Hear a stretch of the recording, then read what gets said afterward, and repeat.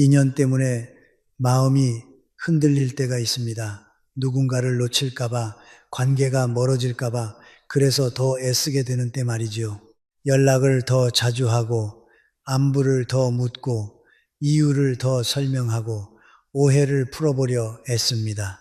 그런데 이상하게도 그런 노력의 방향이 가까워짐이 아니라 부담으로 전달될 때가 있습니다. 저는 그 장면을 참 많이 보아왔습니다. 애쓰는 사람은 선의로 움직이는데 받는 사람은 숨이 막혀 한 걸음 물러서는 장면입니다. 제가 나이가 들수록 더 확실해진 것이 하나 있습니다. 인연은 의지로만 붙잡을 수 있는 것이 아니라는 사실입니다. 우리는 종종 정성이라는 이름으로 관계를 붙들어두려 하지만 관계라는 것은 두 사람이 함께 숨 쉬는 공간입니다. 그 공간이 편해야 합니다. 아무리 좋은 말이라도, 아무리 따뜻한 마음이라도 상대가 숨 쉴 틈을 잃으면 그 말은 칭찬이 아니라 압력이 됩니다. 저는 그래서 관계가 흔들릴 때 가장 먼저 상대가 아니라 내 마음을 보라고 말합니다. 인연이 멀어질 때 사람들은 흔히 두 가지로 반응합니다. 하나는 더 붙잡는 것이고 다른 하나는 스스로를 더 탓하는 것입니다. 내가 뭘 잘못했지? 내가 부족해서 그런가?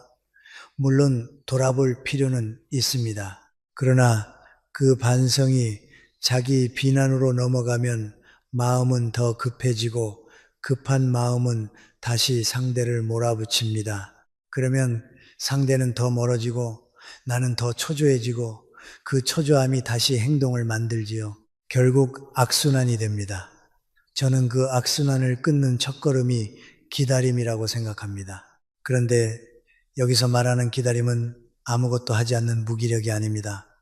기다림은 오히려 가장 능동적인 태도입니다. 내 마음을 다스리는 능동성이지요. 우리는 기다림을 오해합니다. 기다림은 언젠가 그 사람이 돌아오겠지 하는 기대가 아닙니다. 기대가 커질수록 기다림은 고통이 됩니다. 마음이 초조해지고 시간은 느리게 흐르고 하루의 작은 일도 손에 잡히지 않습니다. 그러니 기다림은 상대의 행동을 바꾸기 위한 시간이 아니라 내 내면의 질서를 회복하는 시간이어야 합니다. 내가 흔들리지 않는 사람이 되는 시간, 이것이 진짜 기다림입니다. 한번 질문해 보십시오. 내가 지금 붙잡고 싶은 것은 정말 그 사람입니까? 아니면 그 사람을 통해 얻고 싶은 어떤 감정입니까?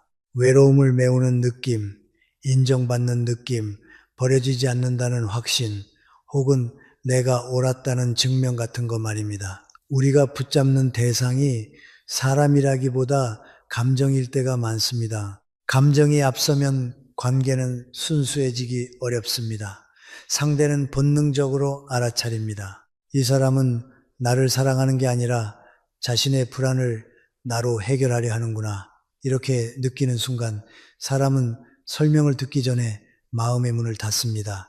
그러니 먼저 내 마음의 뿌리를 봐야 합니다. 저는 관계에서 가장 위험한 것이 선의의 과잉이라고 생각합니다. 선의는 좋은 것입니다. 그러나 선의가 과잉이 되면 상대에게 선택권을 빼앗아 갑니다. 내가 이렇게까지 했는데 라는 마음이 생기면 그 순간부터 우리는 보이지 않는 청구서를 상대에게 내미는 셈이 됩니다. 상대는 그 청구서를 읽지 않아도 압력을 느낍니다. 그리고 압력은 관계의 호흡을 끊습니다. 그래서 저는 늘 말합니다. 사랑은 잡는 힘이 아니라 놓아줄 줄 아는 힘이라고요. 그렇다면 우리는 어떻게 해야 합니까? 저는 거리를 만드는 기술보다 먼저 내 삶을 단정히 가꾸는 태도를 이야기하고 싶습니다. 인연이 흔들릴 때 내 삶이 함께 흔들리면 상대는 더 부담을 느낍니다. 반대로 내가 내 삶을 지키고 있으면 상대는 안심합니다. 저 사람은 나 때문에 무너지지 않는 사람이구나. 그 안정감이 관계를 다시 편하게 만듭니다. 그러니 기다림의 첫 작업은 내 하루를 다시 세우는 것입니다.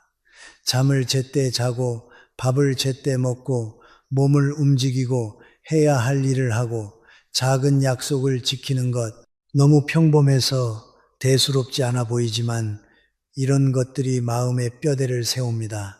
뼈대가 서야 감정이 흔들려도 무너지지 않습니다.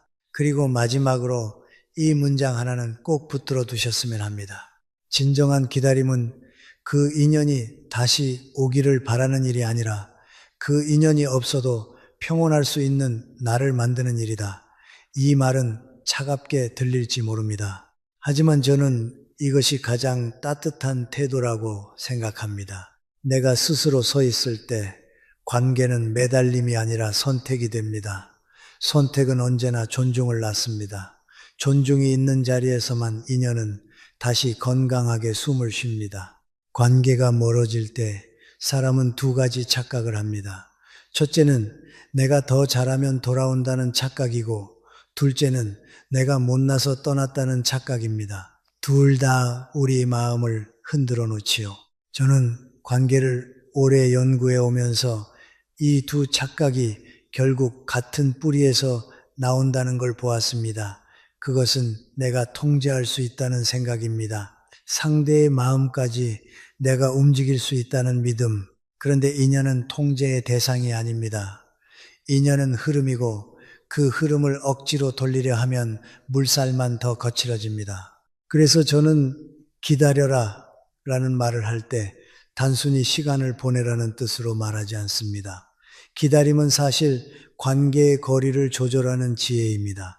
붙잡음이 가까움인 줄 알지만 진짜 가까움은 상대가 편안할 때 생깁니다. 편안함은 어디에서 오느냐? 상대가 내가 선택해도 된다는 느낌을 받을 때 옵니다. 반대로 내가 응답하지 않으면 죄책감을 느끼게 되는 구조가 생기면 그때부터 관계는 사랑이 아니라 의무가 됩니다. 의무는 오래가지 못합니다. 사람은 의무에서 도망치게 마련이니까요. 그렇다면 우리가 해야 할 일은 분명합니다. 먼저 내 행동의 속도를 낮춰야 합니다. 관계가 흔들릴 때는 마음이 급해져서 행동도 빨라집니다. 메시지의 빈도, 확인의 횟수, 설명의 길이, 부탁의 강도, 이런 것들이 전부 속도를 드러냅니다. 그런데 관계에서는 속도가 가장 먼저 부담으로 전달됩니다. 저는 그래서 이런 질문을 권합니다. 내가 지금 하는 말과 행동이 상대에게 숨쉴 공간을 주는가? 만약 공간을 주지 못한다면 그 말이 아무리 예뻐도 잠시 멈춰야 합니다. 다음은 기다림의 자세를 다시 잡아야 합니다. 많은 사람이 기다림을 버티기라고 생각합니다. 그래서 이를 악물고 참습니다. 참다가 어느 날 폭발하지요. 나 이렇게까지 참았는데 왜 몰라줘? 그런데 그것은 기다림이 아닙니다. 그것은 감정을 쌓아두는 일입니다. 감정은 쌓아두면 썩습니다. 기다림은 쌓아두는 게 아니라 흘려보내는 것입니다. 하루에 한 번 내 마음을 정직하게 들여다보고 그 마음을 정리하는 것, 그것이 기다림의 핵심입니다. 저는 관계가 힘들 때 특히 이렇게 해보라고 말합니다. 기다림의 규칙을 정하는 겁니다. 예를 들어 오늘은 연락을 하지 않겠다가 아니라 연락이 필요할 때는 짧고 담백하게 상대의 답을 요구하지 않는 방식으로 하겠다. 이런 규칙이죠. 기다림은 무작정 참는 게 아니라 내 마음이 상대의 삶을 침범하지 않도록 경계를 세우는 일입니다. 경계를 세우면 아이러니하게도 관계가 더 부드러워집니다. 왜냐하면 상대가 느끼는 압력이 사라지기 때문입니다. 그리고 꼭 짚어야 할 것이 하나 있습니다. 우리가 붙잡는 것은 종종 사람이 아니라 기억입니다. 함께 했던 시간, 나눴던 말, 내가 베풀었던 정성, 이런 것들이 마음속에서 계속 계산을 시작합니다. 그때 나는 이렇게 했는데, 그 계산이 시작되면 인연은 현재가 아니라 과거의 채무 관계가 됩니다. 과거는 아름다울 수 있지만 과거로 현재를 재단하면 관계는 숨이 막힙니다. 상대가 떠나든 머물든 현재의 공기를 살리는 것이 중요합니다. 여기서 중요한 전환이 하나 필요합니다. 그 사람이 내 삶의 중심이 되면 안 된다는 전환입니다. 중심이 흔들리면 모든 것이 흔들립니다. 관계가 흔들릴 때 내 일상까지 무너진다면 그건 사랑의 증거가 아니라 내 삶의 기초가 약하다는 신호일 수 있습니다. 저는 냉정하게 말하고 싶습니다. 인연이 소중할수록 내 삶을 더 단정히 지켜야 합니다. 그래야 관계도 숨을 쉽니다. 내가 내 하루를 지키고 있을 때 상대는 안심합니다. 그리고 안심은 마음을 다시 열게 만드는 가장 큰 힘입니다. 마지막으로 기다림의 목적을 분명히 하셔야 합니다. 기다림의 목적이 그 사람이 돌아오게 만들기라면 기다림은 곧 조종이 됩니다. 조종은 언젠가 들킵니다. 기다림의 목적이 내가 평온해지기라면 기다림은 성장이 됩니다. 성장은 어떤 결과가 와도 나를 무너지지 않게 합니다. 돌아오면 감사로 맞이할 수 있고 돌아오지 않으면 담담히 보내줄 수 있습니다. 저는 이 담담함이야말로 나이 들어갈수록 꼭 필요한 품격이라고 생각합니다. 그래서 오늘은 이렇게 정리하고 싶습니다.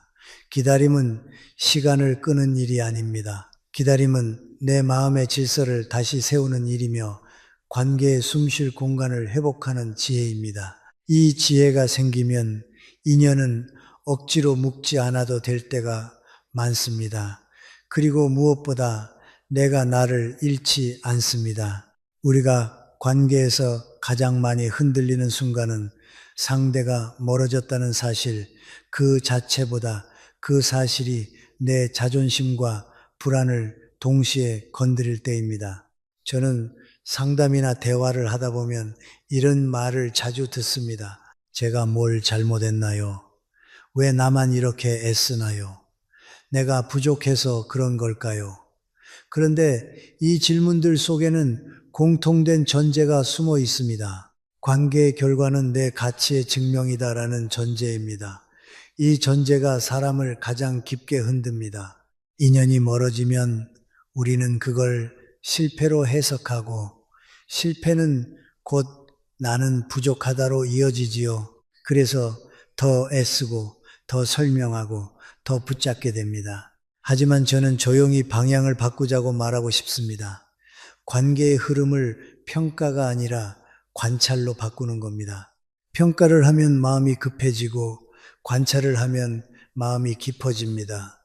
관찰은 이렇게 시작합니다. 내 마음이 왜 이렇게 요동치지? 내가 지금 진짜 원하는 게 뭘까? 여기서 아주 중요한 질문이 하나 있습니다. 나는 그 사람을 원하는가?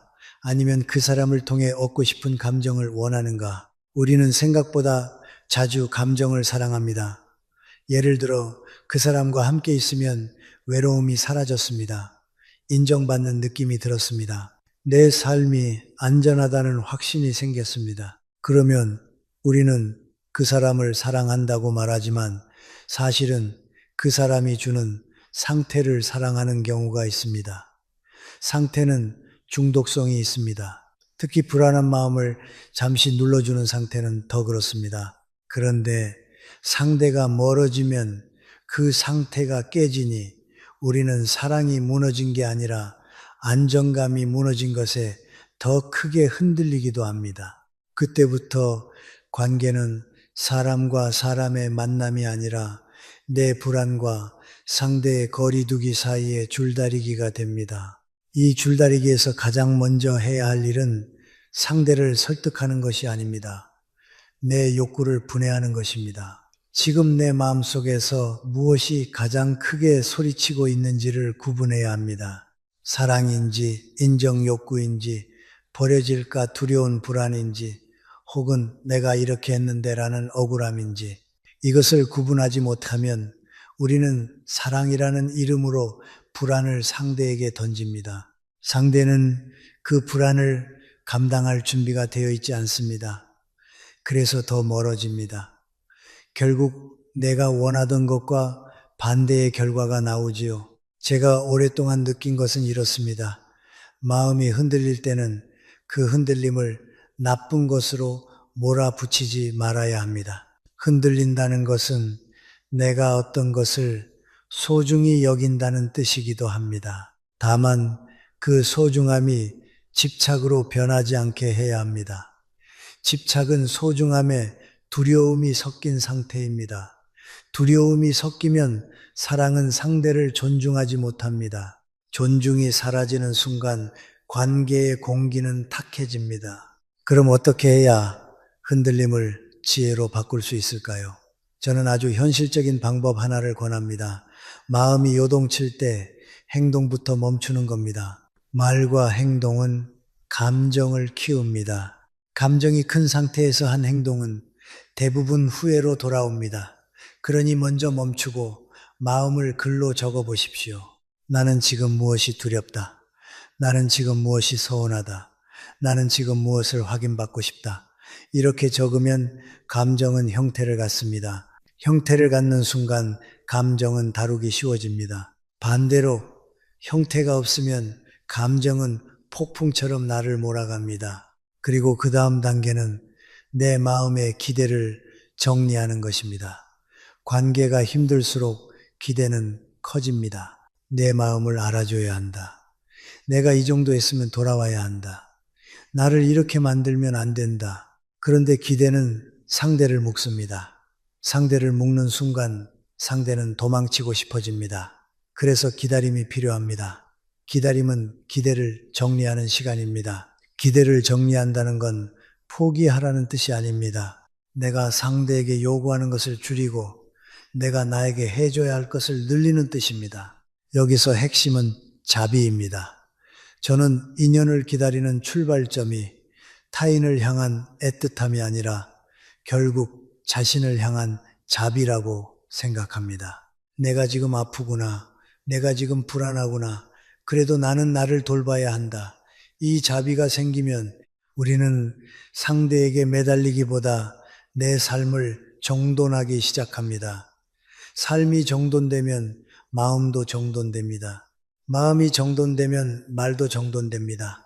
말이 정돈되면 관계도 숨을 쉽니다. 마지막으로 한 문장만 남기겠습니다. 흔들릴 때마다 이렇게 물어보십시오. 내가 붙잡고 싶은 것은 사람인가 감정인가? 이 질문을 반복하면 관계는 더 이상 공포의 장소가 아니라 내 마음을 배우는 장소가 됩니다. 그리고 그 배움이 쌓이면 인연이 오든 오지 않든 나는 무너지지 않습니다. 그때 비로소 기다림은 고통이 아니라 성숙이 됩니다. 관계가 흔들릴 때 우리는 흔히 나는 진심인데 왜 상대는 부담스러워하지? 라고 묻습니다. 여기에는 아주 미묘한 경계가 있습니다. 바로 애정과 집착의 경계입니다. 애정은 상대를 살리고 집착은 상대를 조이게 됩니다. 두 마음은 출발점이 비슷합니다.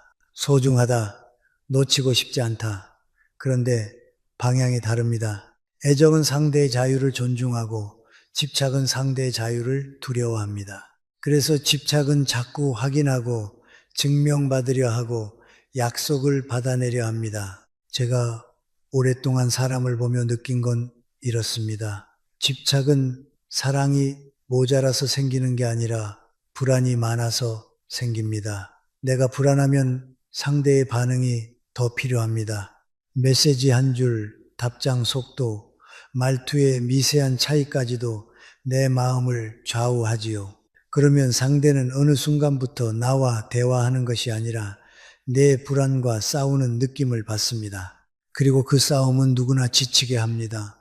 결국 관계는 서로를 편하게 하는 만남이 아니라 상대를 달래야 하는 의무가 됩니다. 의무가 되면 사람은 멀어집니다. 그래서 사부에서 저는 압력을 줄이는 방법을 이야기하고 싶습니다. 압력은 크게 세 가지 형태로 나타납니다. 첫째는 빈도 압력입니다. 연락의 횟수, 질문의 반복, 확인의 습관. 둘째는 정서 압력입니다. 내가 얼마나 힘든지 알아. 왜 나만 이렇게 했어? 같은 말로 상대의 마음을 움직이려는 방식. 셋째는 도덕 압력입니다. 사람이라면 이래야지, 정이라도 있으면 답해야지. 이런 말은 상대를 죄책감에 묶습니다. 이 세 가지 압력은 겉으로는 진심처럼 보이지만 실제로는 상대의 자유를 좁힙니다. 자유가 좁아지면 관계는 숨이 막히지요. 그러면 어떻게 해야 할까요? 저는 먼저 말의 구조를 바꾸라고 권합니다.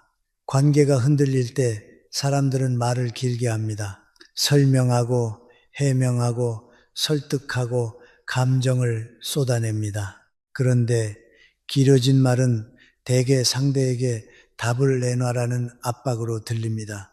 그래서 오히려 더 짧아져야 합니다. 짧아진다는 건 차갑게 하라는 뜻이 아닙니다. 담백하게 선택권을 남기는 방식으로 말하라는 뜻입니다. 예를 들어 이렇게 바꿔볼 수 있습니다. 왜 답이 없어? 나 불안해. 대신 바쁠 수도 있겠지. 나는 내 마음도 좀 정리해 볼게. 우리가 왜 이렇게 됐는지 말해줘. 대신 나도 돌아볼 게 있어. 필요하면 이야기해도 좋아. 이 차이는 큽니다.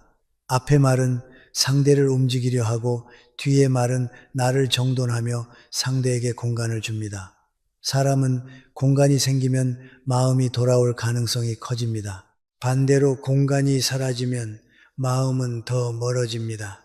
다음은 행동의 방향을 바꾸는 것입니다. 집착은 항상 상대를 향해 움직입니다. 더 다가가고 더 확인하고 더 붙들려 하지요. 하지만 애정은 때로 내 자리를 지킵니다. 내 자리란 단순히 기다리는 장소가 아닙니다. 내 삶을 정돈하는 자리입니다. 일상을 세우고 루틴을 지키고 몸을 돌보고 해야 할 일을 하고 나 자신에게 부끄럽지 않은 하루를 살아내는 자리. 저는 이 자리를 지키는 사람이 결국 관계에서도 중심을 잃지 않는다고 봅니다. 여기서 중요한 포인트가 있습니다. 나를 위한 정돈이 상대에게는 가장 큰 안정감이 된다는 사실입니다. 내가 무너지고 상대의 반응에 따라 하루가 좌우되면 상대는 책임감을 느끼면서도 동시에 두려움을 느낍니다. 내가 이 사람을 무너뜨리는 것 같아. 그러면 더 멀어질 수 있습니다. 반대로 내가 내 하루를 지키고 있으면 상대는 숨을 쉽니다. 숨을 쉬어야 다시 다가올 여유도 생깁니다. 그리고 마지막으로 애정과 집착을 구분하는 가장 간단한 기준 하나를 드리겠습니다. 상대의 침묵을 존중으로 받아들일 수 있으면 애정이고 공격으로 받아들이면 집착일 가능성이 큽니다. 상대가 잠시 거리를 둘 때 애정은 그럴 수 있지라고 말합니다. 집착은 왜 나를 이렇게 만들어? 라고 말합니다. 이 차이가 관계의 공기를 갈라놓습니다. 그러니 지금 누군가를 기다리고 있다면 오늘부터 연습해 보십시오. 붙잡는 말을 줄이고 공간을 주는 말을 늘리십시오. 상대를 움직이는 행동을 줄이고 내 삶을 정돈하는 행동을 늘리십시오. 관계를 살리는 것은 더 많은 노력이라기보다 노력의 방향을 바꾸는 지혜입니다. 그 지혜가 생기면 인연은 억지로 묶지 않아도 될 때가 많습니다. 관계가 멀어졌을 때 우리를 가장 오래 붙잡는 것은 사실 사람보다 기억입니다. 저는 이것을 아주 자주 봅니다. 사람은 이미 떠났는데 마음은 아직 그 자리에 남아있는 경우지요. 함께 웃던 장면, 나눴던 말, 그 사람이 내게 보여주던 표정, 그런 기억들이 마음속에서 계속 반복됩니다. 그래서 우리는 말합니다. 잊어야 할까요? 그런데 저는 조심스럽게 말하고 싶습니다. 기억은 지워야 하는 것이 아니라 제자리에 두어야 하는 것이라고요. 우리는 흔히 잊는다는 것을 성공으로 생각합니다. 하지만 사람의 마음은 기계가 아닙니다. 버튼 하나로 지울 수 없습니다. 더구나 진심으로 소중했던 인연이라면 그 흔적이 남는 것이 자연스러운 일입니다. 문제는 흔적이 남는 것이 아니라 그 흔적을 붙잡고 현재의 삶을 못 살게 되는 것입니다. 그래서 5부에서 제가 드리고 싶은 핵심은 이것입니다. 기억을 없애려 애쓰지 말고 기억이 있어도 살아갈 수 있게 마음의 자리를 다시 배치하라. 저는 종종 돌멩이에 비유합니다. 마음속에 돌멩이 하나가 들어온 것처럼 무겁게 느껴질 때가 있습니다. 우리는 그 돌멩이를 당장 꺼내고 싶어 하지요. 그런데 억지로 꺼내려 하면 상처만 더 납니다. 손으로 파헤치면 흙탕물이 일고 마음은 더 흐려집니다. 그럴 때 필요한 것은 힘이 아니라 맑힘입니다. 돌멩이가 있다는 사실을 인정하고 그 위에 맑은 물을 다시 채우는 일. 시간이 지나면 물은 다시 고요해집니다. 돌은 여전히 바닥에 있을지 모르지만 물이 맑아지면 우리는 그 돌에 휘둘리지 않습니다. 이것이 기억을 제자리에 두는 방식입니다. 그럼 구체적으로 어떻게 해야 하느냐? 첫째, 기억을 평가하지 말고 관찰해야 합니다. 왜 아직도 생각나지? 나는 왜 이래? 이렇게 평가가 들어가면 기억은 죄책감으로 변하고 죄책감은 집착을 키웁니다. 대신 이렇게 해보십시오. 아, 오늘은 그 기억이 올라오는 날이구나. 관찰은 나를 괴롭히지 않습니다. 관찰은 나를 훈련시킵니다. 기억이 올라오는 것을 자연현상처럼 보는 순간 우리는 거기에 끌려가지 않고 한 걸음 떨어져 설 수 있습니다. 둘째, 기억이 올라올 때 행동을 정해두는 것이 필요합니다. 마음은 비어 있으면 그 기억을 더 크게 틀어줍니다. 그래서 저는 대체 행동을 권합니다. 예를 들면 기억이 올라오면 물 한 잔을 마시고 창문을 열어 1분간 숨을 고른다. 혹은 10분 산책을 한다. 혹은 간단히 스트레칭을 한다. 이건 단순해 보이지만 실제로는 마음에게 우리가 지금 현재로 돌아가자라고 알려주는 신호입니다. 감정은 생각만으로 꺼지지 않습니다. 몸이 움직여야 정리가 시작됩니다. 셋째, 기억을 의미로 바꾸는 작업이 필요합니다. 사람을 잊지 못하는 이유 중 하나는 그 기억이 아직 해석되지 않은 사건으로 남아있기 때문입니다. 마음은 미완성의 이야기를 붙잡습니다. 그러니 질문을 바꿔야 합니다. 왜 떠났을까? 보다 그 인연이 내게 남긴 것은 무엇일까? 내가 배운 것은 무엇일까? 이렇게 의미를 붙이는 순간 기억은 나를 찌르는 칼이 아니라 나를 단단하게 만드는 경험이 됩니다. 상처가 지혜로 바뀌는 과정이지요. 여기서 중요한 점이 하나 있습니다. 의미를 붙인다고 해서 상대를 미워할 필요는 없습니다. 좋았던 기억만 남겨야지라고 억지로 정리하면 오히려 반작용이 생깁니다. 좋았던 것도 있고 아팠던 것도 있고 서운했던 것도 있는 겁니다. 진짜 성숙은 그 복합성을 인정하는 데서 시작됩니다. 그때 나는 진심이었고 그때 그 사람도 나름의 사정이 있었겠지. 이 정도의 담담함이 나오면 기억은 더 이상 나를 끌고 다니지 못합니다. 넷째, 미련과 애도의 차이를 분명히 해야 합니다. 애도는 그랬구나 하고 받아들이는 것입니다. 미련은 이래야 했는데 하고 되돌리는 것입니다. 애도는 현재를 살게 하고 미련은 과거로 끌어당깁니다. 기억이 올라올 때 내가 지금 어디에 있는지 확인해 보십시오. 나는 그랬구나에 있는가? 이래야 했는데에 있는가? 만약 이래야 했는데에 있다면 그 순간 우리는 다시 붙잡고 있는 것입니다.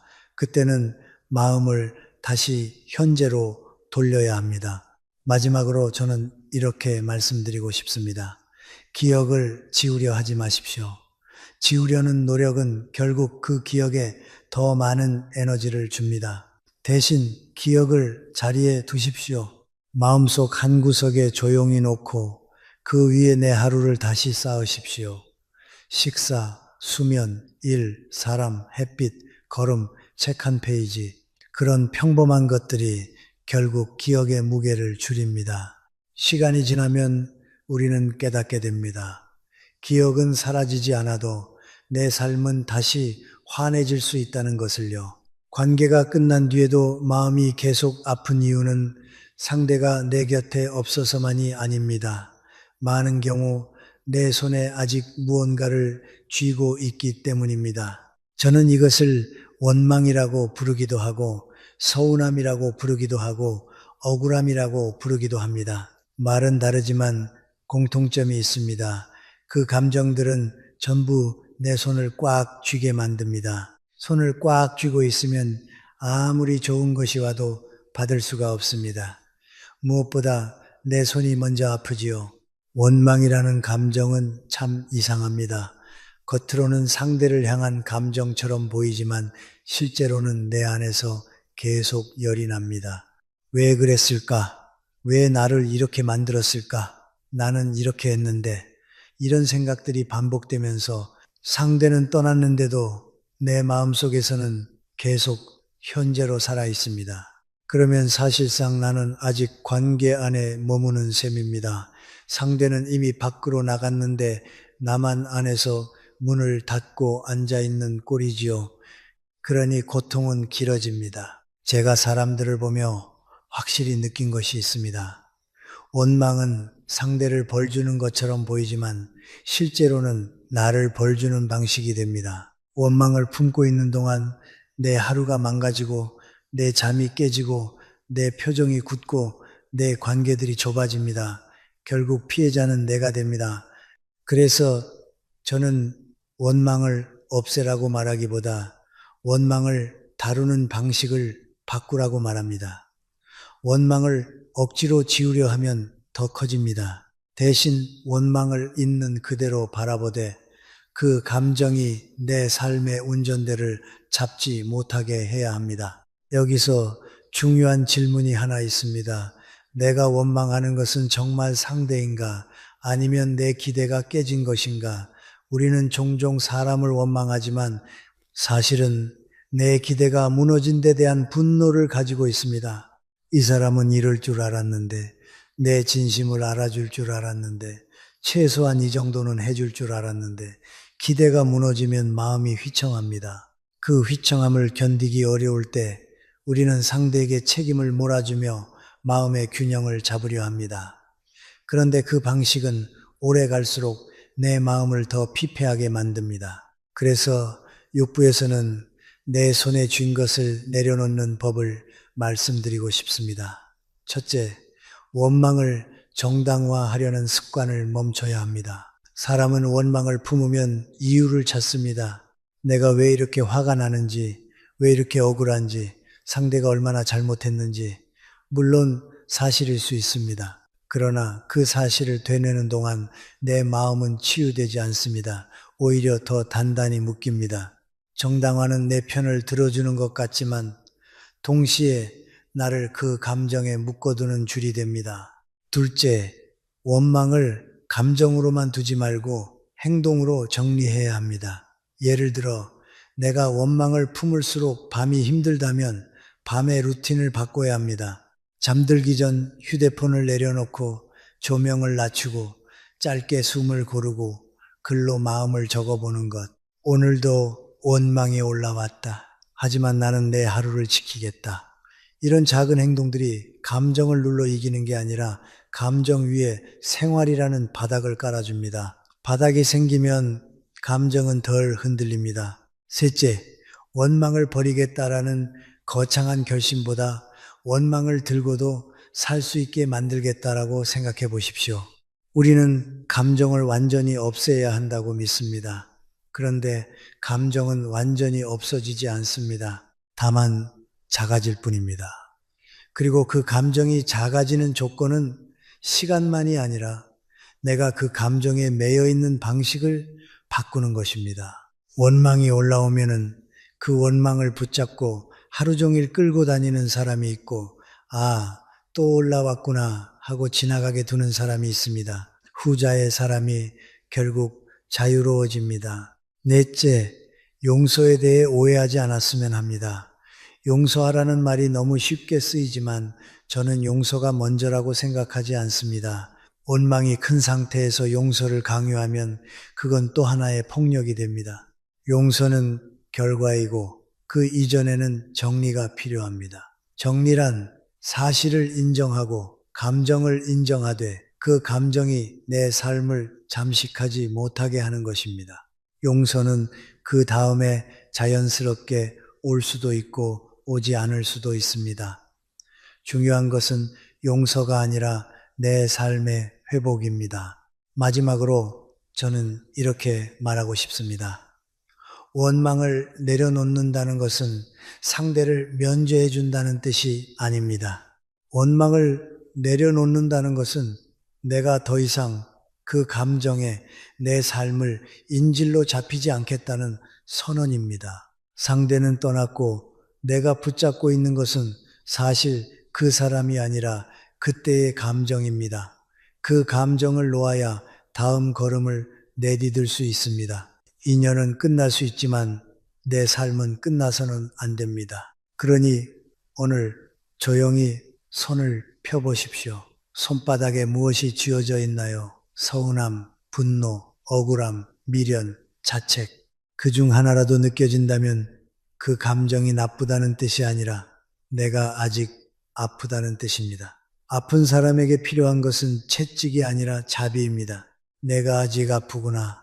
그래도 나는 나를 살려야 한다.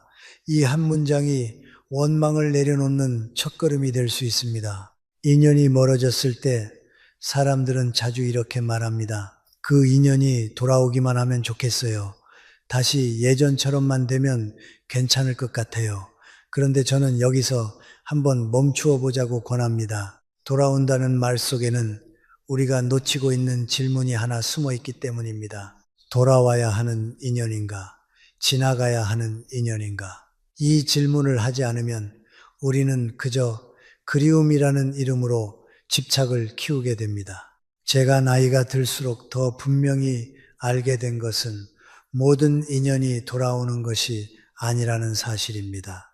그리고 더 중요한 것은 돌아오는 것이 좋은 인연의 증거가 아니라는 점입니다. 어떤 인연은 돌아와도 다시 상처를 만들고 어떤 인연은 돌아오지 않아도 내 삶을 더 단단하게 만듭니다. 그러니 7부에서는 인연을 분류하는 기준을 세워보려 합니다. 감정으로만 판단하면 흔들립니다. 기준이 있어야 마음이 정돈됩니다. 첫째 기준은 내 삶이 살아나는가 말라가는가입니다. 그 인연을 떠올릴 때 내가 더 사람답게 살고 싶어집니까? 아니면 초라해집니까? 인연이 좋다는 것은 기분이 좋다는 뜻이 아닙니다. 좋은 인연은 내 안에 좋은 나를 끌어올립니다.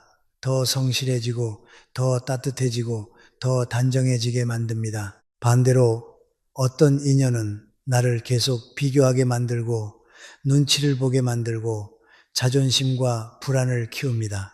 그런 인연은 돌아오면 반갑더라도 결국 내 삶을 말리기 쉽습니다. 이건 냉정한 기준이지만 현실적인 기준입니다. 둘째 기준은 대화가 가능한가 불가능한가입니다. 관계는 감정이 아니라 소통으로 유지됩니다. 어느 인연은 시간이 지나면 다시 대화가 됩니다. 서로의 마음을 인정하고 실수를 인정하고 거리를 조정할 수 있습니다. 이런 인연은 돌아와도 건강해질 가능성이 있습니다. 그러나 어떤 인연은 대화의 문이 닫혀 있습니다. 상대가 늘 회피하거나 늘 공격하거나 늘 책임을 돌리거나 혹은 내 말을 무시합니다. 그 인연은 돌아오더라도 같은 구조를 반복할 가능성이 큽니다.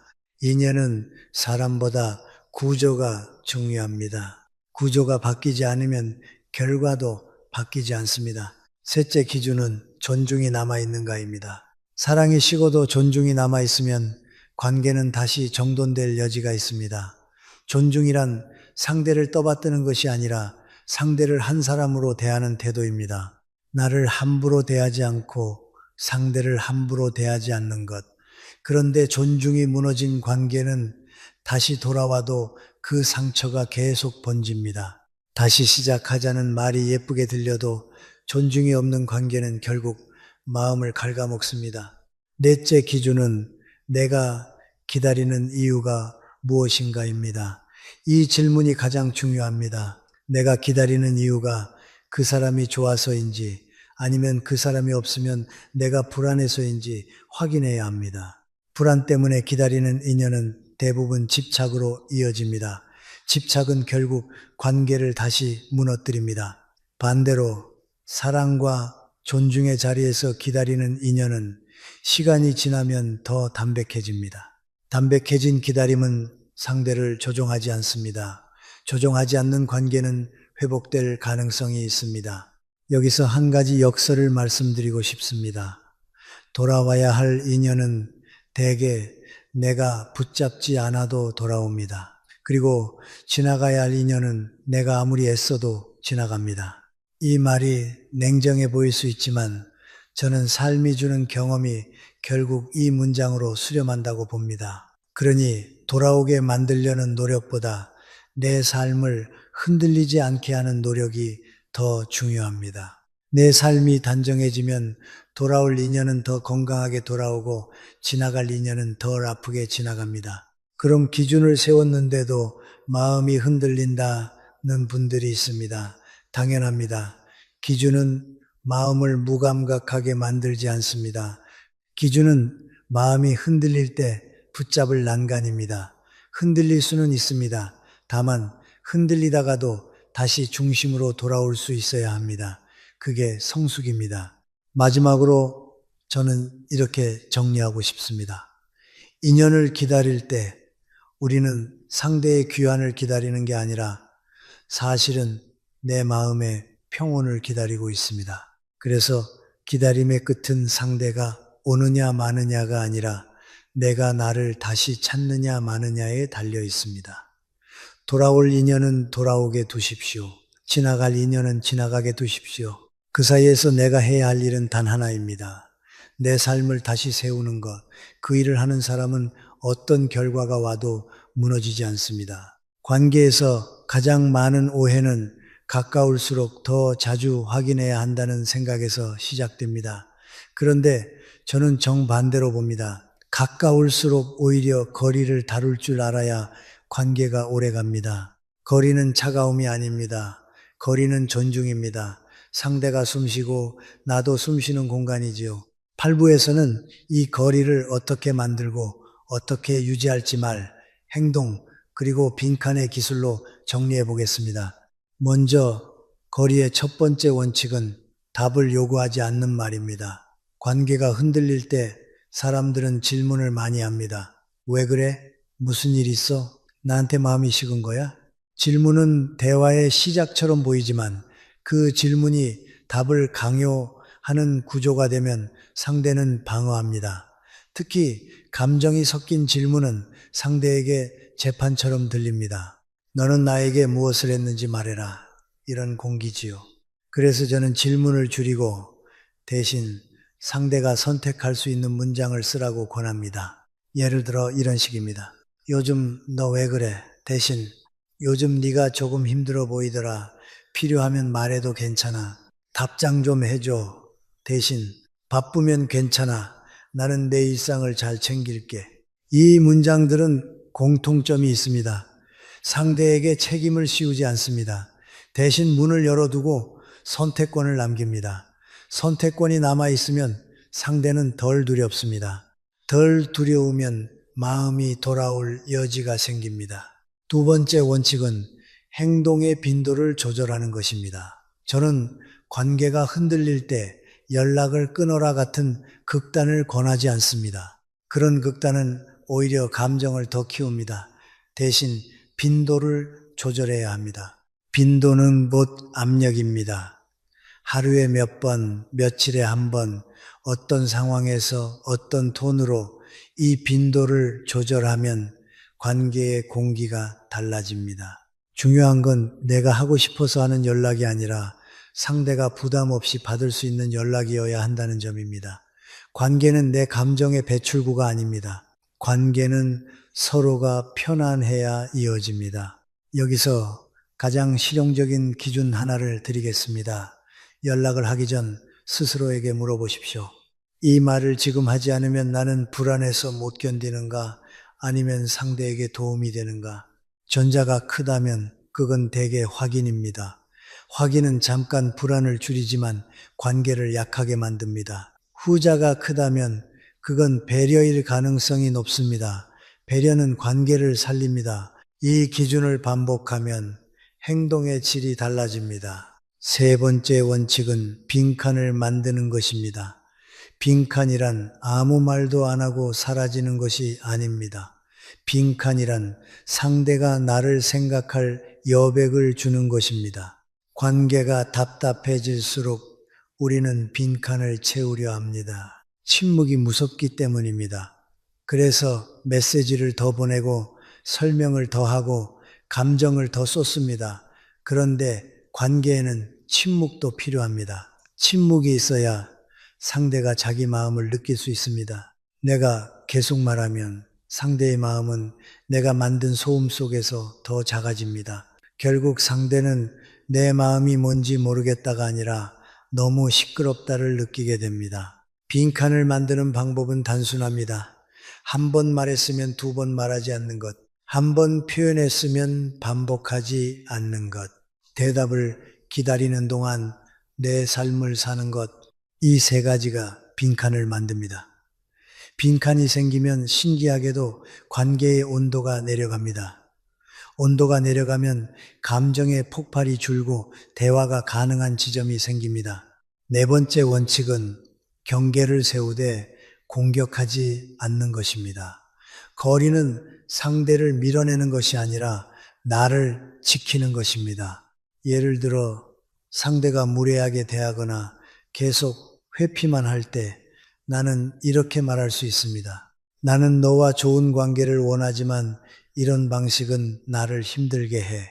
나는 내 마음을 지키기 위해 잠시 거리를 둘게. 이 말은 상대를 비난하지 않으면서도 내 경계를 분명히 합니다. 경계가 있는 사람은 흔들리지 않습니다. 흔들리지 않는 사람은 관계에서도 중심을 잡습니다. 마지막으로 거리의 기술에서 가장 중요한 것은 내가 반응이 아니라 선택을 하는 사람이 되는 것입니다. 상대의 답장 속도에 따라 내 하루가 흔들리면 나는 반응하는 사람입니다. 상대의 표정 하나에 마음이 무너지면 나는 반응하는 사람입니다. 하지만 내가 내 루틴을 지키고 내 일을 하고 내 감정을 정리하면서 나는 이런 방식으로 관계를 대하겠다를 선택하면 나는 선택하는 사람입니다. 선택하는 사람에게는 품격이 생깁니다. 그 품격이 결국 관계를 살립니다. 그러니 오늘부터 연습해 보십시오. 답을 요구하는 말을 줄이고 선택권을 남기는 말을 늘리십시오. 빈도를 조절하고 빈칸을 만들고 경계를 세우되 공격하지 마십시오. 이 네 가지가 쌓이면 관계는 이상하게도 다시 쉬어갈 수 있는 공간을 얻게 됩니다. 인연이란 결국 그 공간에서 다시 살아납니다. 사람이 관계에서 가장 두려워하는 것은 사실 상대가 떠난다는 사건이 아닙니다. 그 사건이 가져오는 내 붕괴입니다. 나는 흔들리고 잠이 깨지고 밥맛이 없어지고 자존심이 무너지고 하루가 상대의 반응 하나에 좌우됩니다. 그래서 우리는 상대를 붙잡으려 합니다. 붙잡으면 내 붕괴가 멈출 것 같으니까요. 그런데 제가 오래 살며 깨달은 것은 정반대였습니다. 상대를 붙잡아도 붕괴는 멈추지 않습니다. 오히려 더 커질 때가 많습니다. 왜냐하면 붕괴의 원인은 상대가 아니라 내 중심이 흔들리는 데 있기 때문입니다. 구부에서 제가 말하고 싶은 것은 인연이 오든 안 오든 흔들리지 않는 사람이 되는 일입니다. 이것은 차가워지는 일이 아닙니다. 포기하는 일도 아닙니다. 오히려 더 따뜻해지는 길입니다. 왜냐하면 흔들리지 않는 사람만이 상대를 조종하지 않고 상대를 존중할 수 있기 때문입니다. 흔들리는 사람은 사랑을 말하지만 사랑의 모양이 자꾸 확인과 요구로 변합니다. 반면 중심이 선 사람은 사랑을 말하지 않아도 사랑이 행동에서 드러납니다. 담백하게, 조용히, 오래. 그럼 중심이 선다는 것은 무엇일까요? 저는 그것을 한 문장으로 정의합니다. 내 하루의 운전대를 내가 잡는 것.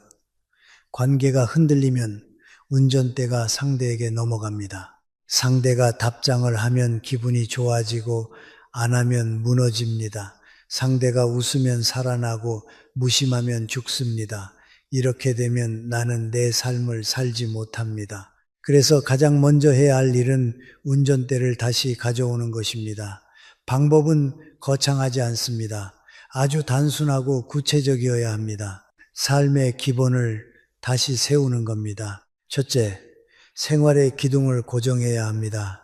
잠, 식사, 움직임, 일을 제 시간에 하는 것, 마음이 흔들릴 때 사람들은 이 기둥부터 무너뜨립니다. 잠이 안 와서, 입맛이 없어서 라고 말하지만 사실은 감정이 생활을 지배하게 두는 것입니다.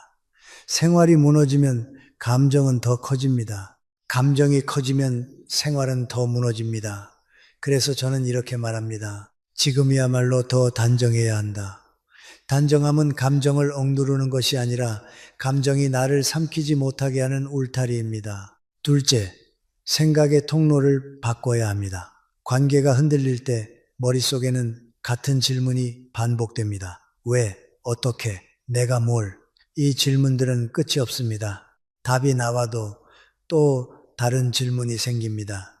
그래서 저는 질문을 해석해서 행동으로 옮기라고 권합니다. 왜 그랬을까? 대신 오늘 내가 할 일은 무엇인가? 어떻게 다시 될까? 대신 오늘 내 마음을 어떻게 돌볼까? 질문이 행동으로 바뀌면 마음은 조금씩 현실에 닿습니다. 현실에 닿는 순간 감정은 줄어듭니다. 셋째, 자존감의 근거를 관계 밖에 두어야 합니다. 많은 사람이 관계가 흔들리면 자신이 가치 없는 사람처럼 느낍니다. 왜냐하면 가치의 근거를 상대의 반응에 두었기 때문입니다. 상대가 좋아하면 나는 괜찮은 사람이고 상대가 멀어지면 나는 부족한 사람이 됩니다. 이런 구조는 위험합니다. 나는 사람이지 평가 점수가 아닙니다. 그러니 자존감의 근거를 다시 세워야 합니다.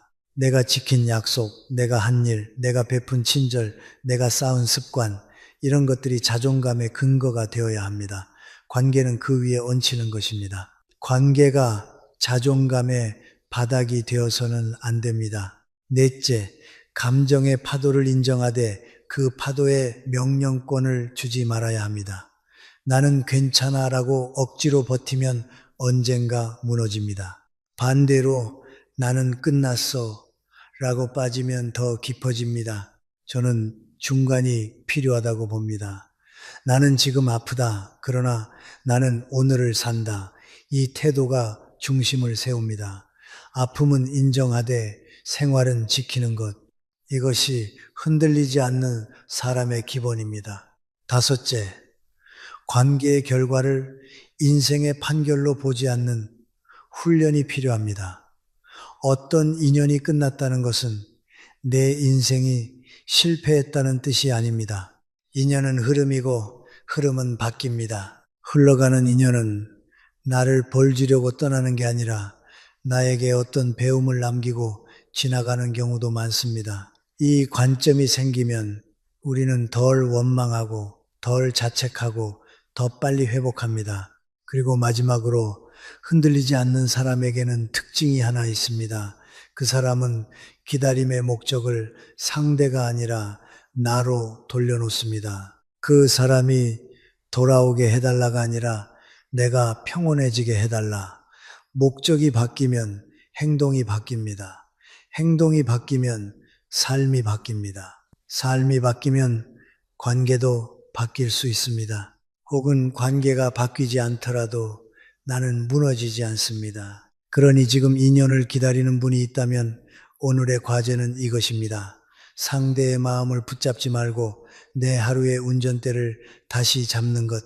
내가 내 삶을 정돈하고 내가 내 마음을 돌보고 내가 나를 존중할 때 나는 더 이상 관계의 파도에 휘둘리지 않습니다. 그때 인연이 오면 감사로 맞이할 수 있고 오지 않으면 담담히 보내줄 수 있습니다. 이것이 나이 들어갈수록 우리가 꼭 가져야 할 평온의 힘입니다. 우리는 인연을 기다린다고 말하지만 사실은 그 인연이 주던 안정감을 기다리는 경우가 많습니다. 누군가가 내 곁에 있어주던 시간, 내 말을 들어주던 눈빛, 내가 소중하다고 느끼던 감각, 그것이 사라지면 마음이 허전해지고 우리는 그 허전을 메우기 위해 다시 손을 뻗습니다. 그런데 저는 10부의 결론을 이렇게 잡고 싶습니다. 기다림의 목적은 상대가 아니라 나입니다. 상대를 되돌리기 위해 기다리는 순간 기다림은 조종이 됩니다. 반대로 내가 내 마음을 제자리로 돌려놓기 위해 기다리면 기다림은 성숙이 됩니다. 제가 오랫동안 살아보니 인연은 정말 묘합니다. 애쓰면 애쓸수록 멀어지는 인연이 있고 아무 말 없이 지내는데도 다시 이어지는 인연이 있습니다. 그래서 저는 이제 인연을 만드는 기술보다 인연을 맞이할 사람의 상태가 더 중요하다고 믿습니다. 내가 어떤 상태인가? 내가 흔들리지 않는가? 내가 단정한가? 내가 내 삶을 살고 있는가? 이런 상태가 만들어지면 인연은 억지로 끌어당기지 않아도 스스로 들어올 때가 있습니다. 반대로 내 상태가 불안과 집착으로 가득하면 어떤 인연도 오래 머물기 어렵습니다. 여기서 우리가 꼭 기억해야 할 문장이 있습니다. 진정한 기다림은 인연이 다시 오기를 바라는 일이 아니라 인연 없이도 평온할 수 있는 나를 만드는 일입니다. 이 말은 단념하라는 뜻이 아닙니다. 오히려 사랑을 더 깊게 하라는 뜻입니다. 사랑은 상대를 붙들어 두는 힘이 아니라 상대가 떠나도 내 삶이 무너지지 않는 힘입니다. 그리고 그런 힘을 가진 사람만이 인연이 돌아왔을 때도 집착하지 않고 건강하게 다시 시작할 수 있습니다. 그러면 어떻게 그 평온한 나를 만들 수 있을까요? 저는 결론을 4가지로 정리하고 싶습니다. 첫째, 붙잡음의 습관을 내려놓고 단정함의 습관을 붙드는 것입니다. 관계가 흔들릴수록 우리는 상대를 붙잡으려 합니다. 하지만 지금 내가 붙잡아야 할 것은 상대가 아니라 내 일상입니다. 제때 자고 제때 먹고 몸을 움직이고 해야 할 일을 하고 작은 약속을 지키는 것, 이런 것들이 마음의 뼈대를 만듭니다. 뼈대가 서면 감정은 흔들려도 무너지지 않습니다. 둘째, 상대의 반응을 나의 가치로 번역하지 않는 것입니다. 답장이 늦다고 해서 내가 하찮은 사람이 되는 게 아닙니다. 무심한 표정 하나로 내 인생이 평가받는 것도 아닙니다. 상대의 마음은 상대의 사정에서 움직입니다. 나는 내 자리에서 나를 지켜야 합니다. 이것을 이해하면 마음이 덜 급해집니다. 마음이 덜 급해지면 말도 덜 거칠어집니다. 말이 덜 거칠어지면 관계는 숨을 쉴 공간을 다시 얻습니다. 셋째, 돌아오는 인연과 지나가는 인연을 구분하는 기준을 지키는 것입니다. 돌아오는 것이 무조건 좋은 것도 아니고 지나가는 것이 무조건 나쁜 것도 아닙니다. 내 삶을 살리는 인연은 곁에 두고 내 삶을 말리는 인연은 보내야 합니다. 기준은 감정이 아니라 삶의 방향에 둬야 합니다. 그 인연이 나를 더 좋은 사람으로 만드는가, 더 작게 만드는가, 이 질문이 기준이 됩니다. 넷째, 감사로 남길 것은 남기고 미련으로 붙들 것은 내려놓는 것입니다. 떠난 인연이 내게 남긴 따뜻함이 있다면 그건 감사로 남겨야 합니다. 하지만 다시 예전처럼이라는 미련이 내 하루를 망치기 시작하면 그건 내려놓아야 합니다. 기억은 사라지지 않아도 됩니다. 다만 기억이 내 운전대를 잡게 해서는 안 됩니다. 내가 운전대를 잡고 기억은 조용히 조수석에 앉히는 것, 이것이 성숙입니다. 이제 마지막으로 저는 여러분께 아주 현실적인 결론을 드리고 싶습니다. 기다림은 인연을 되돌리는 마법이 아닙니다. 기다림은 내 마음을 단단하게 만드는 훈련입니다. 이 훈련이 끝나면 2가지 결과 중 하나가 옵니다. 돌아와야 할 인연은 더 건강하게 돌아옵니다. 돌아오지 않을 인연은 덜 아프게 지나갑니다. 둘 중 무엇이든 나는 예전보다 더 성숙해져 있습니다. 저는 이것이 기다림이 주는 가장 큰 선물이라고 생각합니다. 그러니 오늘부터는 이렇게 살아보십시오. 그 사람이 오면 좋고 오지 않아도 나는 내 삶을 산다. 이 태도는 차가움이 아니라 자유입니다. 자유는 마음을 맑게 하고 마음이 맑아지면 인연은 억지로 끌어당기지 않아도 될 때가 많습니다. 결국 인연은 상대가 아니라 나에서 시작됩니다. 내가 나를 단정히 세우는 그날 기다림은 고통이 아니라 평온이 됩니다.